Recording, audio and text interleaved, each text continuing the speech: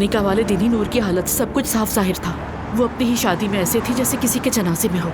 या अल्लाह, इतनी सी बच्ची ने क्या क्या देखा। चलो अब्दुल्ला साहब को तो कोई समझा नहीं सका, लेकिन मरियम साहिबा एक माँ होकर अपनी बेटी को इस हाल पे पहुंचाने पे कैसे राजी हो गई? रियली मेरी समझ से बाहर है। ज़ैनब, शायद तुम ठीक कह रही हो, लेकिन भाभी ने भी यकीनन यही सोचा होगा कि ये सब कुछ उनकी बेटी नूर के लिए सही और बेहतर है। हाँ उमर, देख लिया क्या बेहतर था।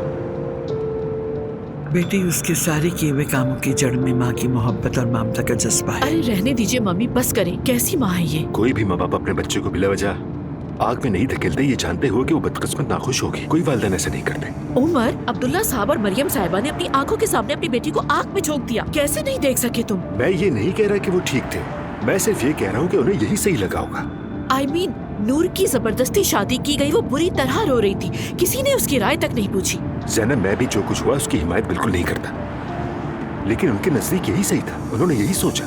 उमर, सोचना अलग बात है और जबरदस्ती कोई काम करवाना बिल्कुल अलग बात है।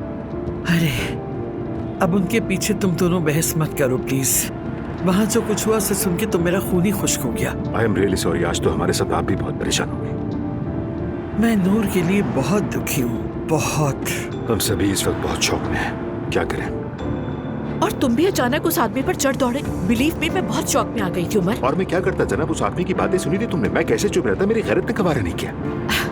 अब समझ में आया कि असलान बिल्कुल अपने चचा पर गया है। अगर किसी को बुरा लगता है तो लगे, लेकिन हकीकत यही कि एक तरफ वो आदमी मेरी भतीजी को खिड़की से बाहर फेंक दे और फिर इस बात को सबसे छुपाए, और ऊपर से कोई शर्मिंदगी भी नहीं। काश मैंने इससे भी ज्यादा किया होता उसके साथ। ऐसे लोगों को तो खत्म कर देना चाहिए।